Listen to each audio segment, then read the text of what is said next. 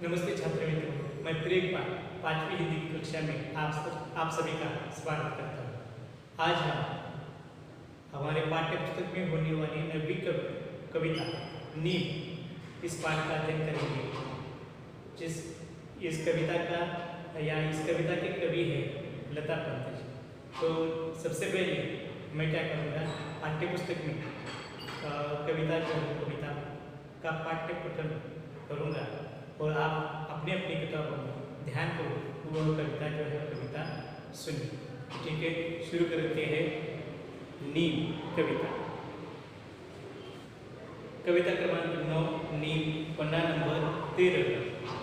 ना मैं डॉक्टर, ना मैं ओझा, ना मैं वैद्य हकीम, मैं तो केवल एक पेड़ हूँ, नाम है मेरा नीम। मेरी सूखी पत्ती डालो, ऊनी कपड़े अनाज बचा लो, सूखी पत्ती के धुएं से मक्खी मच्छर दूर भगा। घनी पत्तियों के कारण शीतल है मेरी छाया, गर्मी और थकान मिटे जो मेरे नीचे आए। नहीं काटना मुझको तुम, मैं इतने सुख दे देता, सूरज की किरणों से मिलकर हवा को शुद्ध कर देता।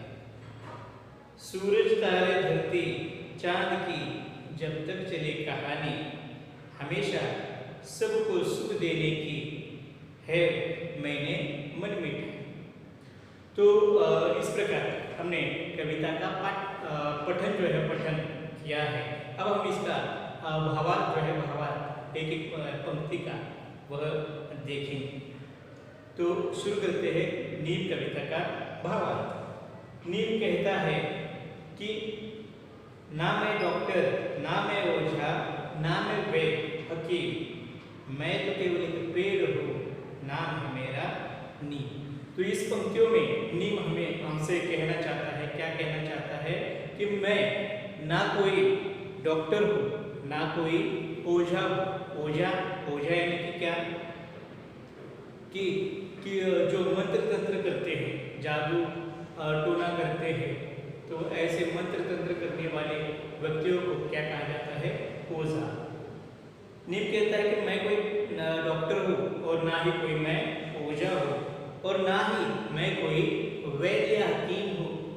अब वैद्य हकीम यानी कि क्या, किसे कहा जाता है वैद्य हकीम? कि जो औषधि वनस्पतियों का उपयोग कर रोगी को ठीक करते हैं, उन्हें क्या कहा जाता है? वैद्य या हकीम। वो नीम का पेड़ हमसे कहता है कि मैं ना तो कोई डॉक्टर हूँ, ना कोई वैद्य हूँ, ना कोई या ओझा हूँ, मैं तो क्या हूँ? तो मैं एक साधारण सा पेड़ हूँ और साधारण सा पेड़ होने के कारण मेरा नाम जो है, और नाम भी क्या है कि नीम है। साधारण सा पेड़ और नाम मेरा क्या है? नीम है। ऐसा इन पंक्तियों में नीम हमसे कहता है। आगे नीम का पेड़ हमसे क्या कहता है कि मेरी सूखी पत्ती डालो, ऊनी कपड़े अनाज बचा लो। नीम का पेड़ हमसे कहता है क्या है कि अगर आप क्या करोगे कि ऊन के कपड़े हम कभी इस्तेमाल करते हैं कि जब सर्दियों का मौसम आता है, जब हमें ठंड ज़्यादा लगने लगती है, तो यह ऊनी कपड़े जो है ऊनी कपड़े पहनते हैं, जिसे हम स्वेटर कहते हैं। यह ज़्यादा देर एक जगह रखने से क्या होता है कि वह उनसे बदबू आने लगती है, वो खराब हो जाते हैं। तो ऐसे कपड़ों में अगर हम सूखे नीम के पत्ते रखें तो वह कभी भी खराब नहीं होंगे।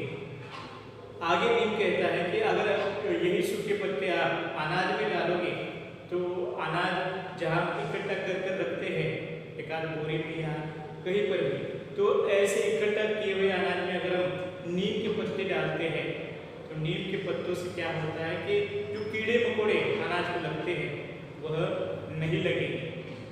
तो नीम का उपयोग हमने देखा कि एक तो वह वैद्य हकीम ना होने के बावजूद भी अनेक प्रकार के रोगी को वह एक अच्छा उपाय हो सकता है। साथ ही साथ वह अगर हम उसके सूखे पत्ते उन्हीं कपड़ों में अनाज में डालोगे तो वह खराब नहीं होगी। आगे नीम का और एक उपयोग वह खुद बताता है क्या कि अगर हम सूखे पत्तों को एक जगह जला दें तो वह जलने के बाद उनसे जो धुआं उठता है उस धुएं से क्या होते हैं आसपास होने वाले मक्खी मच्छर जो है वो मक्खी मच्छर क्या होते हैं भाग जाते हैं।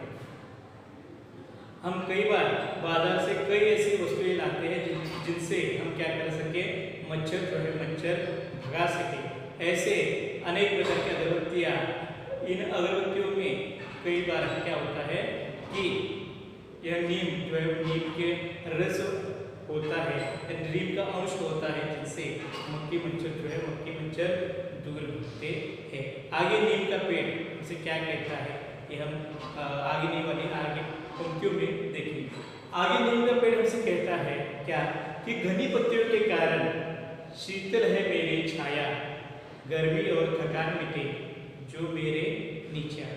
आगे नीम का पेड़ हमसे कहता है क्या कि मेरी पत्तियां जो है पत्तियां घनी है, मैं खुद ही बहुत ही बड़ा हूँ, मेरी लता है जो मेरे ऊपर होने वाले जो पन्ने हैं पत्ते हैं वो बहुत ज़्यादा है और जिनके कारण मेरी जो छाया गिरती है नीचे वह बहुत ही कैसी है बहुत ही अच्छी छाया है, शीतल ऐसी छाया है। अब शीतल यानी ठंडी और छाया ने उसे ऊपर छाया भी कह सकते हैं। और यह जो शीतल छाया होती है वह हमें क्या कर सकती है गर्मी और थकान हमारे मिटा सकते हैं। हम कई बार धूप में चलते हुए जा रहे हैं और अगर हम कहीं ऐसे नीम के पेड़ के शीतल छाया के नीचे अगर हम बैठते हैं तो हमें वह गर्मी जो है गर्मी हमारे दूर होती है, साथ ही साथ हमारे आई हुई सारी थकान जो है थकान यहाँ पर हमारी इस नीम के पेड़ के नीचे बैठने से हमारी थकान भी क्या हो सकती है गायब हो सकती है।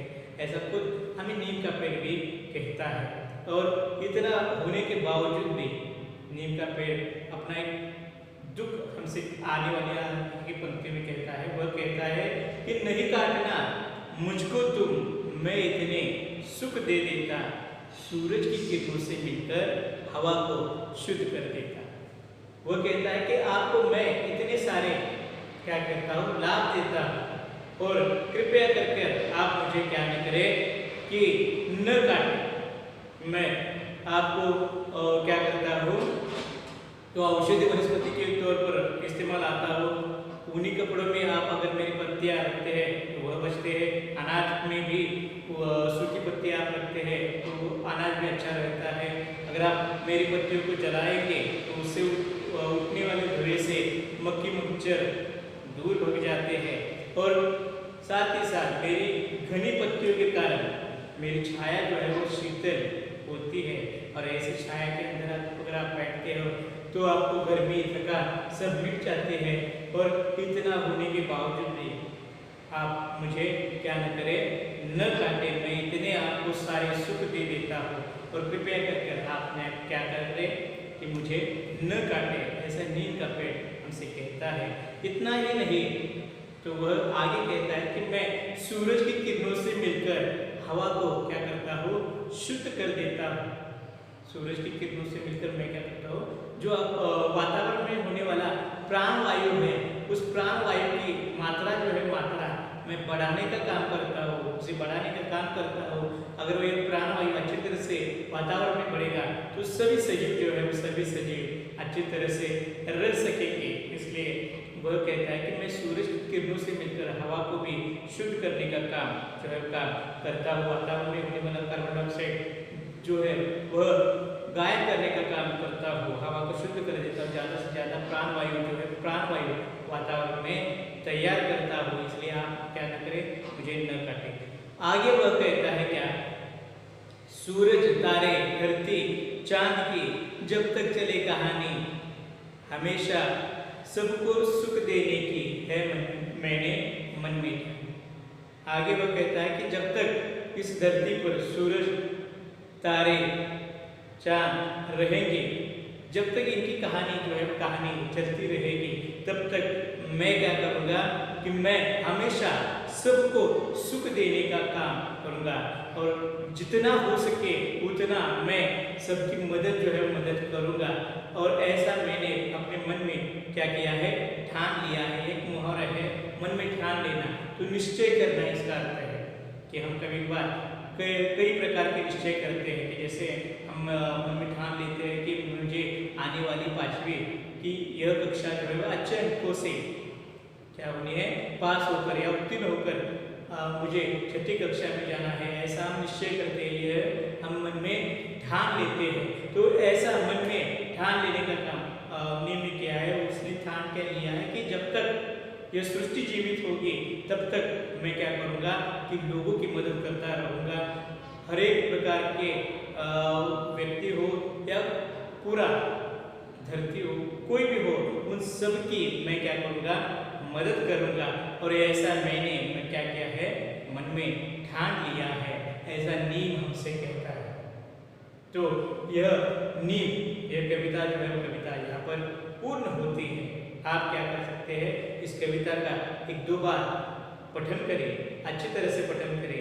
जो आपको नए शब्द मैंने बताए हैं वह क्या करें, आप ही में अच्छी तरह से लिख कर ले, और साथ ही साथ आप क्या करें कि प्रश्न भी लिखें उस पर, क्या कि नीम के उपयोग क्या होते हैं, ऐसा एक प्रश्न तैयार कर उसके कविता में होने वाले जो उत्तर है उस उत्तर को भी क्या कर सकते हैं, आप लिख सकते हैं।